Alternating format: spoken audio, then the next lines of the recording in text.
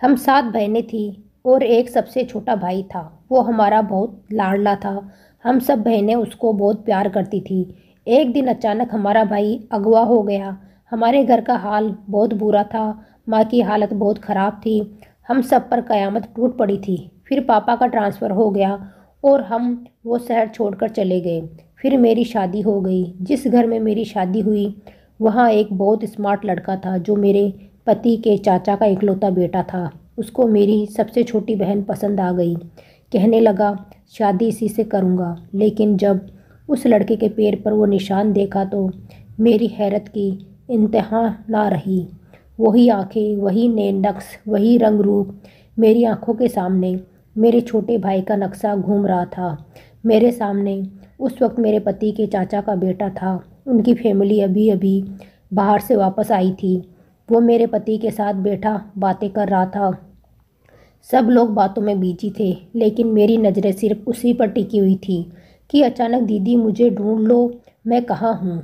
7 साल के शिवम की आवाज़ मेरे कानों में गूंजने लगी।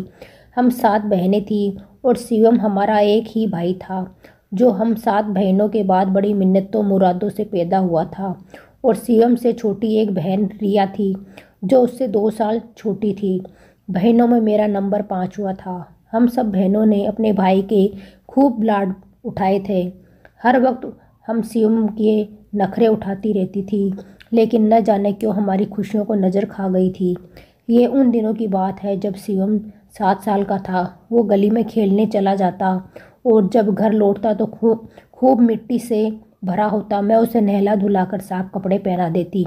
बड़ी बहन उसे खाना खिलाती और मेरी तो जान बसती थी मेरे भाई में। शाम को वो रोज़ मेरे साथ छुपम छुपाई खेलता था और मुझसे कहता दीदी मुझे ढूंढ लो। मैं उसे ढूंढती रह जाती लेकिन वह मुझे नहीं मिलता था। फिर जब मैं थक हार कर बैठ जाती तो मेरे सामने आकर खड़ा हो जाता और कहता दीदी मैं आ गया। उसके मासूम सुंदर से चेहरे पर मुझे जी भरकर प्यार आता था। मैं उसे अपनी साथ गले लगाकर खींच लेती। दीदी एक गिलास पानी मिलेगा। सामने बैठे मेरे पति के चाचा के बेटे ने मुझसे पानी मांगने के लिए दीदी ही कहा। मुझे लगा मेरा सगा भाई मेरे सामने आ गया हो। मैं उस 22 साल नौजवान को देखकर कभी शक ना करती लेकिन जो बात मेरे लिए हैरान करने वाली थी वो ये थी कि वो गोरी रंगत का था जबकि मेरे ससुराल वाले अपनी सांवली रंगत के लिए मशहूर थे। मेरी सास ससुर चाचा चाची सब की रंगत दबी हुई थी। यहाँ तक कि मेरे पति और मेरे दोनों देवर भी सांवले रंगत के थे। लेकिन इनके चाचा का बेटा तो देखने में बिल्कुल ही हीरो लगता था। कोई देखे तो कह नहीं सकता कि वह स्मार्ट सुंदर सा लड़का चाचा का बेटा है। मेरे पति का जब मेरे लिए रिश्ता आया तो मेरी बहनों को बस इन सब की रंगत पर ही आपत्ति थी क्योंकि हम सब बहनें गोरी रंगत और खूबसूरत नैन नक्श वाली थी। लेकिन मयंक पढ़े लिखे और अच्छे पोस्ट पर थे। बेशक सांवली रंगत थी लेकिन ठीक ठाक दिखते थे, इसलिए मुझे कोई आपत्ति नहीं थी। फिर वो आदत के भी बहुत अच्छे थे। मैं उनके साथ बहुत खुश थी। अगर इंसान का चरित्र और विचार अच्छे हो तो रंगत को क्या देखना। मैं बहुत खुश थी इनके साथ। ये बात हमारी माँ ने हमें बचपन से ही बताई थी। मैं उस लड़के के लिए पानी लेने किचन में जाने लगी लेकिन मेरे कदम उस वक्त रुक गए जब चाची ने अपने बेटे को शिवम कहकर पुकारा। कहने लगी शिवम बेटा पहले नहा धोकर फ्रेश हो जाओ फिर बातें करते रहना। मैं उस लड़के का नाम सुनते ही पलटी थी। शिवम। शिवम तो मेरे भाई का नाम भी था जो अगर हमारे पास होता तो बिल्कुल ऐसा ही दिखता। 15 साल पहले हम पर कयामत ही टूट पड़ी थी। एक दिन गली में खेलने गया तो लौटकर ही वापस न आया। जब उसे काफ़ी देर हो गई तो मैं और मेरी बड़ी बहन उसे ढूंढने बाहर गली में चले गए लेकिन वो हमें कहीं नज़र न आया। मैंने गली में खेलते बच्चों से पूछा कि शिवम कहाँ है तो वो कहने लगे कि पता नहीं। एक औरत आई थी और कहने लगी मेरे साथ चलो तुम्हें आइसक्रीम खिलाऊंगी और वो उसके साथ चला गया। हम तो ये सुनकर ही परेशान हो गए थे। मेरी माँ ने मोहल्ले का कोई घर न छोड़ा लेकिन शिवम कहीं नहीं मिला। पापा ने पुलिस को रिपोर्ट भी लिखवाई लेकिन फिर भी कोई हल न निकला। मेरी माँ तो शुरू में अपना दिमागी हालत खो बैठी थी। शिवम को पुकारते हुए बाहर गली में निकल जाती। शिवम की उम्र के बच्चों को पकड़ पकड़ कर छिपने लगती, कहती तुम ही मेरे शिवम हो। अपनी माँ की हालत देखकर हम रोने लगते हैं। मुझे भी यही लगता था कि शिवम कहीं पर घर पर छुपा हुआ है, अभी कुछ देर बाद मेरे सामने आएगा और कहेगा कि दीदी मैं आ गया। लेकिन यह तमन्ना कभी पूरी नहीं हो सकी। माँ की बिगड़ती हालत को देखते हुए मेरे पापा हमें दिल्ली ले आए। शिवम का दुख सबके दिलों में कभी भी पुराना नहीं हो सका था। हम हर साल यही सोचते कि अब वो इतने साल का हो चुका होगा, अब वो ऐसा दिखता होगा। मुझे तो लगता था कि वो एक दिन दरवाज़ा खटखटाएगा और जब मैं दरवाज़ा खोलूँगी तो मेरा भाई मेरे सामने खड़ा होगा और कहेगा दीदी देखो मैं आ गया। कई आंसू मेरी आंखों से गिरे थे। मैं किचन में खड़ी थी, बाहर किसी बात पर सब हंस रहे थे और मैं पास्ट की सोचों से निकल आई। मैंने पानी उस लड़के को दिया और रात के खाने की तैयारी करने लगी। आज खाना पकाते हुए भी मेरे दिमाग पर वो ही एक लड़का सवार था जो मेरे सिले जख्मों को दीदी कहकर उधेड़ चुका था। मुझे अपने भाई की याद नए सिरे से आने लगी थी। जब भी बाहर खेल कर आता मेरे गले में बाहें डाल देता और कहता पालक पनीर बनाओ ना दीदी, मुझे वो बहुत अच्छी लगती है। मैं बोल में पालक पनीर डालते हुए अपने आंसुओं को रोक नहीं पाई थी। खाने के दौरान भी मेरी नज़रें उसी लड़के को देखती रही। मेरा भाई शिवम भी आज होता तो 22 साल का ही होता जितना ये है। दीदी आपने पालक पनीर बहुत मज़े की बनाई है। मैं जितना पालक पनीर का शौकीन हूँ मम्मी को बिल्कुल भी नहीं आती बनानी। उसका खाने का अंदाज तक शिवम जैसा था। खाते हुए तो मुस्तकिल बोले जा रहा था। मैं बस उसे ही देख रही थी। अपने अंदर कहीं भाई को वर्षों से ना देखने की हसरत को पूरा कर रही थी। मेरा दिल चाह रहा था कि वो कह दे ये दीदी मैं ही तुम्हारा भाई हूँ, तो मैं उसे सीने से लगा लूँ, उसका माथा चुम्मी रात भर बैठकर उससे बातें करूँ। हमारे तो ठीक से शौक में पूरे नहीं हुए थे, न मालूम वो औरत हमारा भाई हमसे छीनकर कहाँ ले गई थी। जब भी हमारा दिल दुखता हम जी भरकर उस औरत को बद्दुआएं देते थे। कैसे जी चाहता है कि किसी के जिगर के टुकड़े चुरा कर ले जाए। लोग क्यों नहीं सोचते कि उनके घर वालों पर क्या कयामत टूटती होगी। मुझे याद आने लगा जब हम दिल्ली में शिफ्ट हुए थे।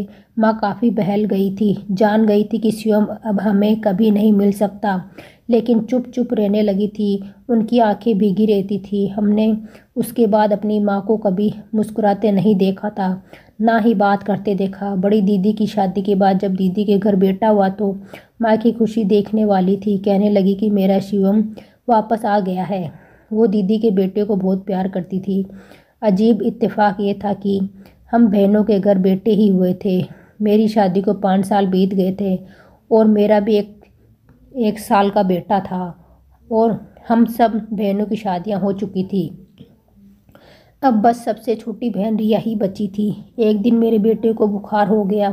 मेरे पति अभी काम से वापस नहीं लौटे थे और घर पर शिवम के अलावा कोई दूसरा आदमी नहीं था। डॉक्टर का क्लिनिक भी काफ़ी दूरी पर था। जब मैंने अपनी सास से कहा कि मुन्ने को बहुत तेज़ बुखार है, मुझे इसे लेकर डॉक्टर के पास जाना है, मेरी सास ने शिवम से कह दिया कि वो मुझे अपने साथ ले जाए। मैं उसके साथ अपने बेटे को डॉक्टर के पास ले गई। वो डॉक्टर मेरे ससुराल की फैमिली डॉक्टर थी, हम सबको जानती थी। पहली बार मेरे साथ शिवम को देखकर मुस्कुराकर कहने लगी कि आपके भाई की शक्ल आपसे बहुत मिलती है। यह सुनकर मेरी नज़रें फ़ौरन शिवम के चेहरे पर जा टिकी थी। वो भी मुस्कुरा रहा था, कहने लगा जी हाँ, अब हम भाई बहन ही हैं तो शक्ल तो मिलेगी ही। उसने शायद ये बात मजाक में कही थी, लेकिन मेरा दिल तो इस बात की गवाही दे रहा था कि तुम ही मेरे भाई हो।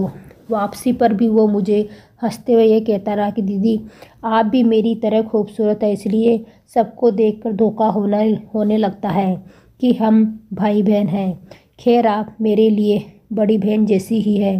वो काफ़ी बातूनी किस्म का था, बहुत जल्द घुलने मिलने वाला। उसका ज़्यादातर समय मेरे देवरों के साथ ही गुजरता था। एक बार तो कुछ ऐसा ही हुआ कि मेरे पैरों तले से ज़मीन निकल गई। मैं शिवम को नाश्ते के लिए बुलाने उसके कमरे में गई तो वो शायद नहाकर निकला था। पैंट शर्ट पहनने लगा था, लेकिन जब वो शर्ट के बटन बंद कर रहा था, उसकी गर्दन के पास निशान देखकर तो मेरे होश ही उड़ गए थे। मुझे होश तक नहीं था कि मेरा उसके कमरे में इस वक्त मौजूद होना गलत बात है। मुझे देखकर वो कुछ अटपटा सा गया। मैं उसके पास आई तो वह बुरी तरह से घबरा गया। हालांकि मैं यूं कभी अपने देवरों के कमरे में भी नहीं जाती थी, लेकिन वो मेरे लिए कुछ और ही दर्जा रखता था। मैं उसके वजूद में अपने खोए भाई को ढूंढ रही थी। कहने लगा, दीदी आप जाए, मैं थोड़ी देर बाद आता हूँ। मुझे इस बात की परवाह तक नहीं थी कि वो मुझसे क्या कह रहा है। मैंने कहा, तुम्हारी गर्दन पर ये निशान कैसा है? क्या चोट लगी थी?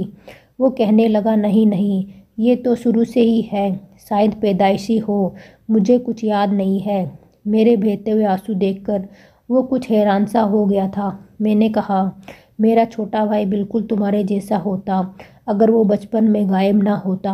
माफ़ करना, लेकिन मैं जब तुम्हें देखती हूँ मुझे मेरा भाई याद आने लगता है। उसकी गर्दन पर भी ऐसा ही निशान था, इसलिए जब तुम्हारी गर्दन पर भी वैसा ही निशान देखा तो यूँ बिना इजाज़त तुम्हारे कमरे में आ गई। मेरी वजह सुनकर वो गहरी सांस भरकर बोला, भगवान आपको सब्र दे, मुझे आप अपना छोटा भाई ही समझे कि भगवान ने आपको आपका भाई लौटा दिया है। मेरे सर पर बड़े अपनेपन और प्यार से उसने किसी भाई की तरह हाथ रखकर कहा। फिर वो मेरा और भी ज़्यादा ध्यान रखने लगा। मुझे अब दीदी कहते हुए उसका मुंह न थकता। यूं ही समय बीतता रहा, जब एक दिन मैंने कुछ सुन लिया जिसका मैंने सोचा भी नहीं था। एक बार अपनी सास के कमरे में मैं उन्हें चाय देने गई तो वह चाची से कह रही थी, सुनीता, शिवम तुम्हारा सगा बेटा बिल्कुल नहीं लगता। जवाब में चाची हंसकर कहने लगी, भाभी, मेरे घर औलाद जो नहीं थी और मुझे बेटे की बहुत ख्वाहिश भी थी, इसलिए मैंने शिवम को अगवा किया था। बस हो गई आपकी तसल्ली, हर वक्त मुझे आप यही सुनाती रहती है। यह सुनकर तो मेरे हाथ से चाय का कप गिर गया और गिरते ही टूट गया। यह सुनकर ही मेरा सर बुरी तरह से चकरा रहा था। मेरी आंखों के सामने फिर से वही दृश्य घूमने लगा जब मुझे किसी बच्चे ने यह कहा था कि शिवम को एक औरत अपने साथ ले गई है। मैं वहीं बेहोश होकर गिर गई थी। जब मुझे होश आया तो मुझे मालूम हुआ कि मैं फिर से उम्मीद से हूँ। डॉक्टर ने मुझे बेड रेस्ट का मशवरा दिया। मुझे बच्चे की भी खुशी उस वक्त नहीं थी। मेरा दिमाग तो अपनी चाची सास की बात पर अटका हुआ था। मुझे लगा मेरे अंदर सिले हुए जख्म फिर से खुल गए हैं। मेरा हर जख्म ताज़ा हो गया। दर्द की टीसी फिर से उठने लगी थी। अगर ये बात चाची ने मजाक में कही भी थी तो मेरी जगह कोई भी सुनता तो सच ही मान लेता और मैंने सचमुच अपना भाई खोया था। फिर उसकी गर्दन पर वो काला निशान भी शिवम की गर्दन जैसा था। दिन ब दिन मेरा शक यकीन में बदलने लगा था। गिरी गिरी तबीयत देखकर मेरे पति ने मुझसे ये कहा कि मैं रिया को कुछ दिनों के लिए अपने पास बुला लूं।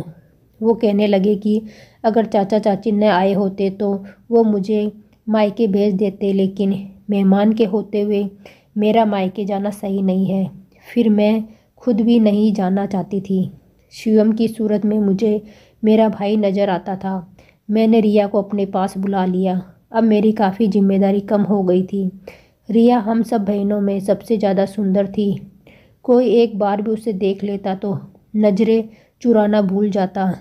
कई बार मुझसे मेरी सास ने रिया के साथ मेरे देवर के लिए शादी के सिलसिले में दबे लफ्ज़ों में बात की थी, लेकिन रिया को अपनी सुंदरता पर बहुत नाज था। उसने मुझे साफ मना कर दिया कि दीदी, मैं शादी किसी ऐसे लड़के से करूँगी जो मेरी तरह खूबसूरत हो। रिया मेरा सेवा भी करती थी और किचन भी संभालती थी।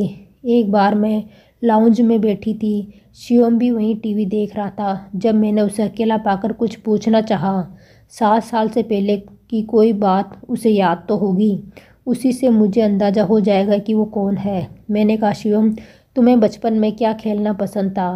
कहने लगा, छुपन छुपाई। यह सुनकर मेरा दिल धक से रह गया, क्योंकि मेरे भाई को भी यह खेल बहुत पसंद था। मैंने कहा, तुम्हें दुख तो होता होगा, तुम बचपन से अकेले हो, कोई तुम्हारा दूसरा बहन भाई नहीं है। बचपन में तुम अकेले ही खेलते होंगे, तब तो बहुत बुरा लगता होगा। मेरी बात सुनकर वो हंसने लगा, कहने लगा, मुझे 7 साल से पहले का कुछ भी याद नहीं है, क्योंकि मम्मी बताती है कि मैं छत से गिर गया था। मेरी जान तो बच गई थी, लेकिन मुझे अपना बचपन भूल गया था। मैं तो अपनी मम्मी पापा को भी नहीं पहचानता था। मुझे लगता था कि मैं गैरों के बीच में रहता हूँ। शिवम की बात ने मेरे होश उड़ा दिए थे, और दूसरे होश मेरे ये बात सुनकर उड़े कि जब मेरी सास ने ये बताया कि मेरी सास और उनकी देवरानी की शादी एक साथ हुई थी, लेकिन 5 साल तक देवर के घर कोई बच्चा नहीं हुआ और मेरी सास के 3 बेटे हो गए थे। फिर उनके देवर नौकरी के लिए दुबई चले गए और देवरानी लखनऊ अपने मायके चली गई। वो उम्मीद से हो गई थी। फिर पता चला कि उसका बेटा हुआ है, लेकिन इत्तेफाक ऐसा था, 7 साल तक न देवरानी का दहली आना हुआ और ना ही मेरी सास लखनऊ गई। ये सुनकर मैं हैरान हुई। हमारा भाई भी तो लखनऊ में ही खोया था। फिर मेरी सास कहने लगी कि जैसे ही मेरा देवर 7 साल बाद दुबई से लौटा तो पत्नी बच्चे को भी साथ लेके गया। मेरी सास ने पहली बार शिवम को तभी देखा था जब वो दुबई जाने से पहले दिल्ली आए थे। तब उसके सर पर पट्टी बंधी हुई थी। उसे चोट आई थी और वह बस गुमसुम सा एक कोने में बैठा रहता था। तब तो उसे अपनी माँ की भी पहचान भूल गई थी। यह बात सुनकर मुझे अंदर से ये बात सता रही थी कि हो ना हो मेरे भाई को इस चाची ने ही अगवा करके अपना बेटा बनाया है और उसकी पिछली याददाश्त भी ख़त्म करवा दी है। न जाने कैसे कैसे दिमागी अटैक मेरे भाई के सर पर करवाए होंगे। उसे तो कुछ भी याद नहीं है। मेरे भाई की गर्दन से जरा नीचे एक पैदाइशी निशान था जो काले रंग का था। शिवम की गर्दन पर भी वही निशान मैं देख चुकी थी। शिवम को वो सब पसंद था जो मेरे भाई को पसंद था। अभी तो मैं इन्हीं बातों के ताने बाने बुन रही थी जब एक और धमाका हुआ जिसने मेरी सोचने समझने की शक्ति ही ख़त्म कर दी। जब मेरी चाची सास ने रिया का रिश्ता शिवम के लिए मांगा, मैं तो गुमसुम उनकी शक्ल देखती रह गई। मैंने उन्हें साफ इनकार कर दिया कि रिया की बात कहीं तय है। जब तक मुझे ये पता नहीं चल जाता कि शिवम कौन है, मैं कैसे रिया के लिए कोई फैसला कर सकती थी। मैं पहले से काफ़ी बेहतर हो चुकी थी, इसलिए मैंने रिया को वापस जाने के लिए कह दिया। वो कुछ उदास सी हो गई थी। कहने लगी, दीदी आपने रिश्ते से झूठ बोलकर क्यों मना किया? मेरा तो कहीं भी रिश्ता तय नहीं हुआ है। मैंने कहा तुम मुझसे बहस ना करो और जाओ यहाँ से। अब मैं ठीक हूँ, अपना घर संभाल सकती हूँ। अगर तुम्हारे दिमाग में शिवम को लेकर कुछ जज्बात है तो बेहतर है कि तुम उन्हें ख़त्म कर दो। मैं कभी भी तुम्हारी शादी शिवम से नहीं होने दूंगी। मेरे कड़े शब्दों के सामने वो कुछ न बोली और वापस चली गई। लेकिन अगले दिन मैं किचन में काम कर रही थी जब शिवम मेरे पास आ गया। कहने लगा, दीदी आपने इनकार क्यों किया? मैं रिया को पसंद करने लगा हूँ और वो भी मुझे पसंद करती है, और मैं ये भी जानता हूँ कि उसका रिश्ता कहीं तय नहीं हुआ है। मुझ में ऐसी कौन सी खराबी देख ली आपने जो आपने इनकार कर दिया? मुझे बताएं। आपने तो मुझे हमेशा अपने भाई की तरह ही समझा है और मैं भी आपको अपनी दीदी ही समझता हूँ। मुझे तो लगा था कि यह खबर सुनकर आप खुश हो जाएगी, हमारी मदद करेगी। भला मैं इसके सवाल का क्या जवाब देती? मैंने साफ उसे कह दिया कि मुझे तुम्हारे बारे में शक है। तुम चाची के सगे बेटे नहीं लगते। न जाने तुम कौन हो, कौन नहीं, किस परिवार से हो। मैं कैसे तुम्हें अपनी सगी बहन दे दूँ? जाकर पहले आईने में देखो, तुम कहाँ से चाचा चाची के बेटे लगते हो। मैंने कड़क लहजा अपनाते हुए शिवम से कहा था। मुझे नहीं मालूम था कि चाची किचन से बाहर खड़ी मेरी बात सुन रही होगी। वो अंदर चली आई और कहने लगी, तुम्हें अपनी बहन का रिश्ता नहीं देना तो मत दो, लेकिन तुम मेरे बेटे को क्यों भड़का रही हो? शिवम मेरा सगा बेटा है। मैंने कहा, फिर शिवम को अपना बचपन क्यों नहीं याद? आपने झूठ बोला है कि यह आपका सगा बेटा है, जबकि ये आपका सगा बेटा ही नहीं। मैं कब से बर्दाश्त कर रही थी, लेकिन अब बर्दाश्त करना मेरे बस की बात नहीं रही, इसलिए मैं चिल्लाकर बोल रही थी। घर के दूसरे लोग भी जमा हो गए। मैंने उन लोगों से कहा, चाची ने शिवम को लखनऊ में अगवा किया था। ये मेरा सगा भाई है। मेरी बात सुनकर चाची रोने लगी। कहने लगी, तुम क्यों झूठ बोल रही हो? ये मेरा ही बेटा है। मैंने कहा, ये कहाँ से आपका बेटा लगता है? किसी भी अजनबी से पूछ ले, कोई नहीं मानेगा कि यह आपका बेटा है।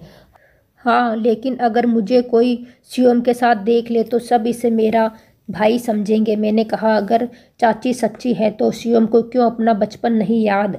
उन्होंने झूठ बोला है सबसे, और मेरे भाई को अगवा करके न जाने कौन सी बिजली के झटके इसके दिमाग पर लगवाए हैं कि इसे अपनी पिछली ज़िंदगी भूल गई है।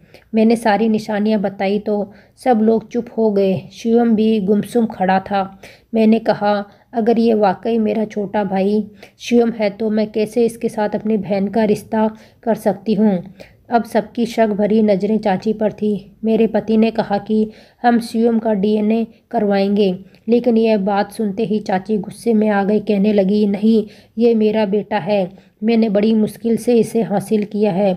मैं इसे वापस दुबई ले जाऊंगी। मुझे यहाँ नहीं रहना। वो शिवम के सीने से लग गई।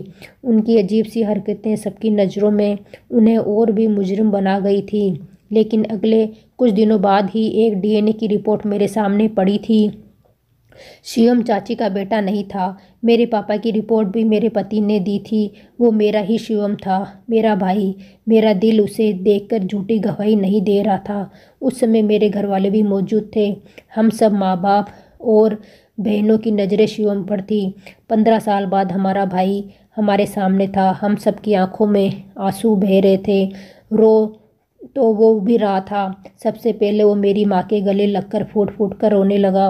मेरी माँ का ये हाल था कि वो पागलों की तरह शिवम को प्यार कर रही थी। कभी सीने से खींच लेती, कभी चूमने लगती। वो हिचकियों से रो रही थी। मेरी पापा की आंखों से भी आंसू बह रहे थे। शिवम सबसे मिला, फिर रिया के पास खड़ा हो गया और कहने लगा, भगवान जो करता है अच्छा करता है। अगर ये सच्चाई बाद में खुलती तो हम शायद एक दूसरे से नज़रें भी ना मिला पाते। रिया भी आंसू बहा रही थी। उसने रिया के सर पर हाथ रखा, फिर मेरे पास आया। कहने लगा, दीदी, मैं आपका एहसान तो कभी नहीं भुला सकता। मैं उसके साथ लगकर रोने लगी। वो मुझे चुप कराने लगा। चाची नज़रें झुकाए बैठी थी। चाचा ने बड़े कड़क लहजे में उनसे कहा कि वो सच बताए। चाची कहने लगी कि जिस मोहल्ले में हम रहते थे वहाँ उनकी बहन भी रहती थी। वो अक्सर उनसे मिलने आती थी। वह सच में उम्मीद से हुई थी और उनका बेटा भी हुआ था, लेकिन 6 साल की उम्र का होकर वो मर गया। लेकिन यह बात उन्होंने सबसे छुपा ली। अपने मायके वालों से भी यही कहा कि यह बात उनके पति और ससुराल वालों को पता न चले, क्योंकि चाचा उनसे दुबई जाने से पहले कह चुके थे कि अगर उन्हें बच्चा नहीं हुआ तो वो दूसरी शादी कर लेंगे। और अब वो फिर से बेऔलाद हो गई थी। गली में उनका बेटा शिवम के साथ अक्सर खेला करता था। जब भी वो अपनी बहन से मिलने आती तो शिवम को देखती रहती। जब उनका बेटा उनके पास नहीं रहा तो उन्होंने खुदगर्जी दिखाते हुए शिवम पर नज़र रखना शुरू कर दिया। 7 साल का जब शिवम हो गया तो वो शिवम की नज़रों में अजनबी नहीं रही थी। वो कुछ ना कुछ शिवम को खिलाती पिलाती रहती थी। इसलिए जब उनके पति ने वापस हिंदुस्तान आने का कहा तो वह शिवम को बहला करके ले गई। फिर इलेक्ट्रिक शॉक लगवाकर उसकी पिछली सारी ज़िंदगी उसके दिमाग से मिटा दी और यही कहा कि वो उसकी माँ है। लेकिन भगवान के कानून में जुल्म के अंजाम दुनिया में ही नज़र आने लगते हैं। तो दोस्तों, आज की कहानी कैसी लगी? अच्छी लगी तो वीडियो को लाइक करें, चैनल को सब्सक्राइब करें।